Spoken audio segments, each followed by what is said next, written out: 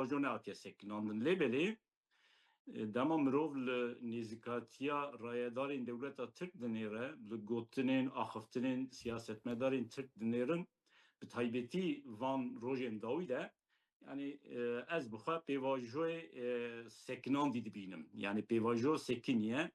Lêbelê bi awayeke fermî dewleta Tirk naxwaze bêje pêvajo sekiniye, dixwazin di vê çarçoveyê de ji xwe re hineke tiştan dest bixin.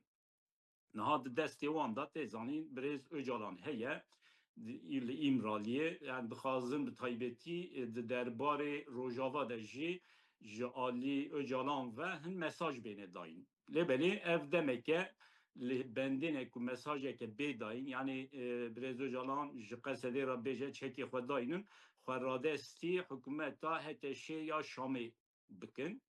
Lêbelê mesajeke wilo ji İmraliyê derneket.